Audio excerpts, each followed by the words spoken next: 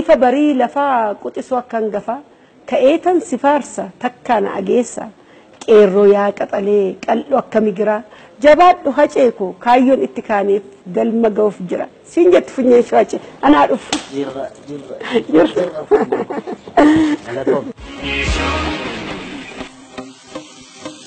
hace yeroo kee aarsaa goote waamicha koo kabajjee waan na argamteef maqaa koof maqaa daawwattoota televezyiina OBN baay'ee si galateeffadha. Galatoomi durrinnaa diraamaa hojjettuun si beekaa mamoo gaazexeessaa taatee si arguudhaanis gammadeera. Homaa miti galatoomi. Hacaaluu kan maqaa si moggaase haadha kee moo abbaa keeti? Hundeessaan naa moggaase abbaa keeti. Abbaa. Oromoon waa malee maqaa moggaasu. Obboloonni kee obboloota meeqa qabda ofii? Obbolaa nafaana kudhanii nuti. Hamaan sinii lakkaayin. Nun lakkaayin. Kurnan keenya yoo lubbuudhaan jirra. Egaa Hacaaluun obboloota isaa qofaa miti. Oromoo hedduu waan baay'eetiin caalee waan argameef maqaan abbaan kee moggaasan maquma sirriitiin jedha. Hacee odeeffannoo tokko dhagaye. Bara Ameerikaa deemte sana butaan taatiin fooqii kurnaffaarraa fiigdaa inni gamoo tokkorra kun dhugaadha. Odeeffannoo kana Ameerikaa dhaqxeetu moo hoteela nani gamoo sana keessa fiigaatu warra receptioniitu sitti himu maan beeku gaa dhugaadha mudannoon kuni. Ameerikaa kutaa magaalaa Las Vegaasitti hojiif deemeeni. Achitti nama biyyaa wayitu na argate Dr. Xilawun yookaan obbo Bal'isee ammoo maqaan. Isaan San Diego jiraatu anuma arguuf San Diego irraa Las Vegas dhufanii. Wajjin ollee gara galgalaa kutaa kiyyaan nagaanii gaafa isaan na bukkeedha deebi'uu jedhanii. Waan ta'e irraanfatanii natti fakkaata deebi'anii balbala rukutan. Eddanaan kutaa kiyya seeniin booda. Hammeenyi biyya sanaa qulfiinsaa takkaati qulfii qudha qabatteen baatu taanaanii balballi cufamnaan cufamedha. Fooqii kurnaffaarra turree Dr. deebi'anii gaafa na waaman ani gaditti bahe qullaadhuma rifadhee paakaawutiif paantii qofaanan jira. Akka dhageetti butaan taa'u maan haa ta'u. Gaditti baay'ee jennaan bilbilli koos furtuun inni kutaa kiyyaa hoteelaas achuma keessatti balballi ofuma isaatiif natti cufame jechuudha. No yaa bakka liiftii isaan agarsiisuufan. Hoteelli gaa baay'ee guddaa. Liiftiidhaan isaan itti agarsiise gaafan ol deebi'u kan koo balballi cufameera ani qullaan jira. Amma Dr. liiftii seenaniiru kaadhee kum ta'een iyyeessaa waame. Receptioniidha nama fidanii dhufanii maalan godhare qullaadhuma nee jiru. Waan baay'ee hanga faranjoonni illee namoonni baay'ee poolisii dhufe kanuma kutaan sun hankee ta'uu isaallee kan mirkaneessu homaallee waan harka keerra abaniif baay'ee si cinqanii jechaan dhagaye. Faranjiin si hubatti. Kutaan ani keessa bulu ta'uuf mirkaneessuudhaaf dirqama kutaan sun banamuu qaba ture. Qulfii riizarfii fidanii bananii jennaan paaspoorta kiyya na gaafatanii itti agarsiise ammanuma. Baay'ee gaarii dhagaa ani yoon Ameerikaa deemu akka kee kana hin shawwadamu maaliif sirraa baradheera. Baga soqxee information kan. Hace. Ka odeeffannoo biraas qabna. Hayyee maal inni immoo? Aannan itittuun jaallattaa?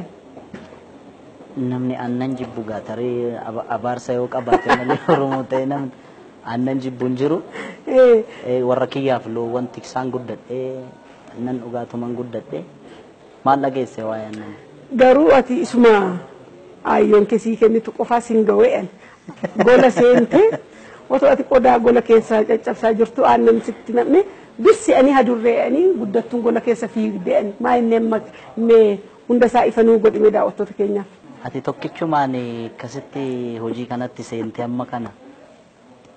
Waa'ee nama tokko qorachuun namatti ulfaatu. Yeroo baay'ee egaa yeroo ijoollummaa kiyyaa bishaan kana garmalee daaka waan ta'eef dadhabee gala enerjii kiyya fixe beela'ee gala. Gaafan galu kan ganna qabu aannan jalqaba. sanatti kennan osoo hin ta'in isaan ofii kootiif fudhadhee dhuguun natti tola. Yoo isaan fuulduraan taphatu ta'e karaa golaa seenee tan qabee qullaatti hambisee baay'ee jechuudha. Gaaf tokko isaan akkuma itti dhageessetti fuulduraa buna dhugu hundeessaan illee mana ture. Isaan haasaa qabataniiru jedhee karaa duubaa seenee jechuudha. Karaa golaa seenee tan gaafan qabee ol qaqqabadhu. Aannan raafamuudhaaf kuufamee jira miti jalqaba. Itittuu qabee guddaa tokko jira guddattu kan itti kuustu katasaasa gaafa ol qabu inni guuteera. Isuma ol qabeen xiqqoo ishii irraa ogee kaa'atte. Irraa dhuga gaafan jedhu itittuun natti dhufee deebi'a. Hidhiidhaan gaafan kutu inni kaan fuulatti na garagalee jechuudha. Hundi aannin afne. Gaafa fuulatti na garagalu tasa luka gaafan sochoosu distii waanuma argeeru kutinatti fakkaata. Ittoo faallee angalaafteetta inni gaafas. Guddattuun. Waan aannan dhugdee guddatteef kan sammuun kee akkas cimaa fi fuulduratti sammuu ifaa kan qabatteef. Jetteere cimina kana natti hin baay'isiin ani jalqabas maqaan kee Hacaaluu waan ta'eef hunda caaltanaan jettee anillee hundan caala jedhee si yaadu ulaagaa kamiin akkana caalchiste situ beeka. Kan Oromoonuun beeka na qofaa miti. Haa ta'uuti garuu aannan dhugeetuman guddadhe aannan kunillee sammuu caala lafee nama jabeessa jedhamaa mitiire. Tarii lafeen kiyya jabaa ta'uu hin didu. Akka malee cabeen laallee. Lafee kee qofaa miti sammuun kees cimaadha. Aceeko. Galatoon. Ijoollee meeqa qabda? Bultii akka qabdu nan beeka. Ijoollee amma lammaffaan edda dhalatte reefi guyyaa 15 dabarti. Ijoollee lama qaba. Maqaan isaanii eenyuun? Ishiin jalqabaa waggaa 2.5 wabii Hacaaluu jedhamti. Ishiin lammaffaa akkuma sitti reef dhalatti. Ishiin milkee Hacaaluu jedheera. Milkiin toleera. Haa guddatan egaa. Inni tola gara fuulduraas. Hacee ani kan jedhu ijoolleen akka kee sirba tokko yookaan immoo albama tokko guutuu hojii 2-3 uummata bira geessanii ijoolleen ciccimoon hedduun jiru. Isaa booda garuu bakka buuteen isaanii hin dhibama.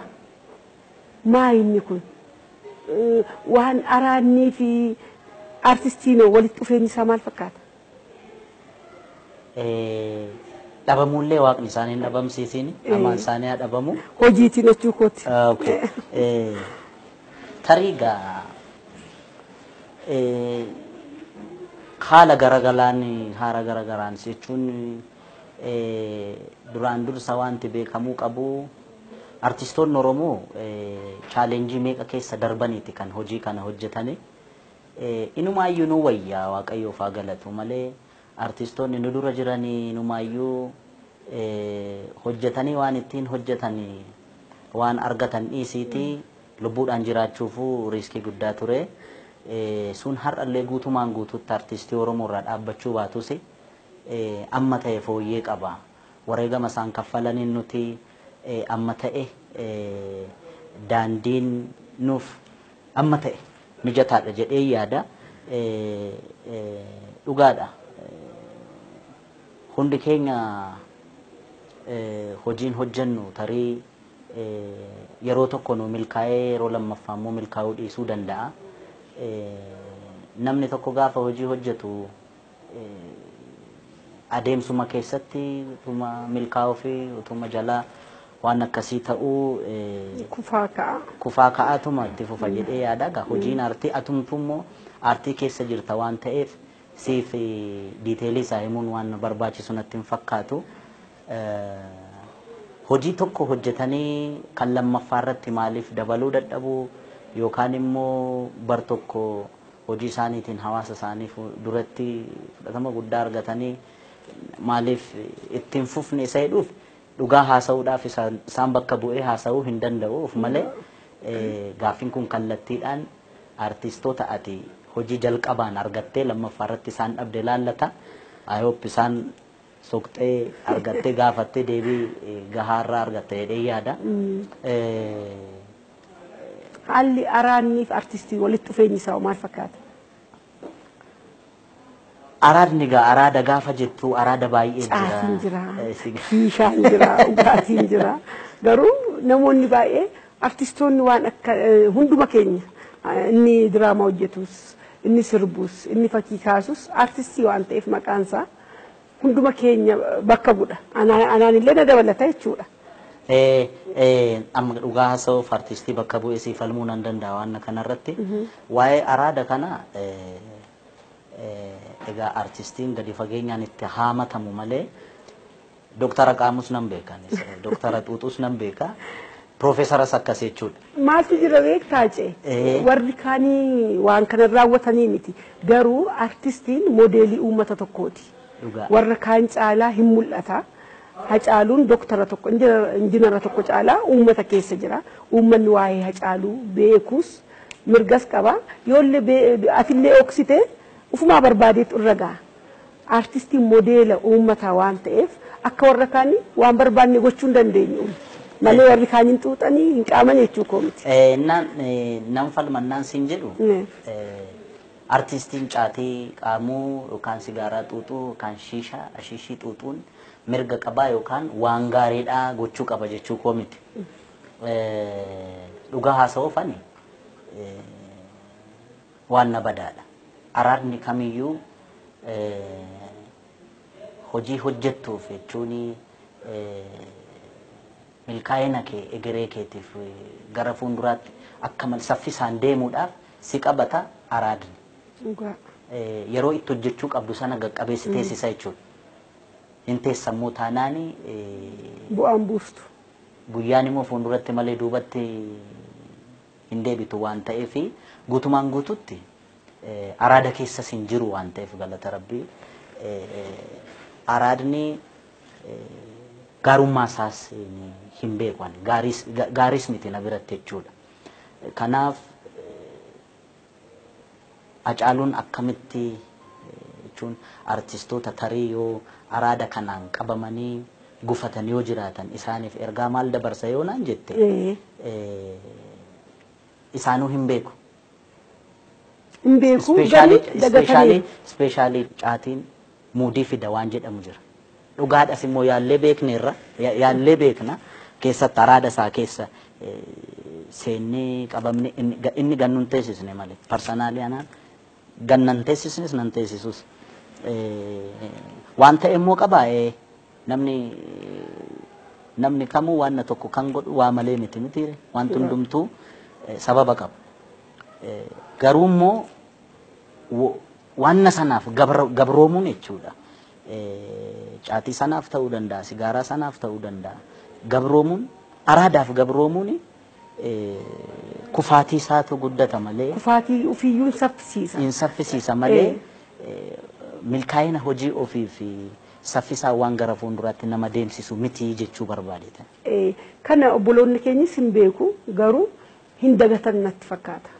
Maaliif namni suusii hin qabne fakkeenyaaf atis ijoolleen kabraas rijoonni keenya artii keessa jiran jiru caalaa uummatama Hacaaluun ergi sirba baastee booda ittuma ifaa ittuma bahaa hojiin ati hojjettu uummata kan bakka bu'u uummata Oromoo miti uummata biyya keessaas ta'e biyya alaa hamma wal gaafatanitti hamma waa'een Hacaaluu ajandaa guddaa ta'e akka biyyittiitti odeeffamutti kan taasise waan hojii kee xiyyeeffannootiin hojjettuuf maaliif wanti si qabu sammuu kee kan itti qabamtu waan hin qabneef kana garuu obboloota kee warra araada adda addaatiin duubatti hafanii gorsite akka karaatti deebistu waadaa seensa sagantaa funyeefootiin. Sana qofaa miti. Tarii milkaa'ina hojii kiyyaaf ijoolleen na caala hojjetanii hojiin isaanii akkanatti hin baane jiraachuus danda'a. Kun ilaalcha kiyya. Garuu yeroo baay'ee gaafa waan na xinnoo hojjedhee gaafa kumati jette uummata biratti jaalalaaf beekamtii humna kiyyaa ol gaafa naa kennan eebba hundeessaa yaadadha. Abbaan koo yoon illee loowwan isaa quubsee galchee natti tuttufaa addaaf addunyaa siifaa kennu jedhee isa na eebbisu sana nan yaadadha. Itti amaneera sitta namanas immoo. Dhugaa Oromoon yoo eebbise hin guddisa hin mul'isa yoo abaarees immoo hin balleessa. Ennaa sana omaa natti hin fakkaatus ture jechuun yeroo baay'ee waanuma xinnoo hin godhees yoona eebbise addaaf addunyaa siifaa kennuudha. Addi maal akka ta'e addunyaan maal akka ta'e erga naa milkaa'uu jalqabeen eebba abbaa kiyyaa yaadachuu jalqabee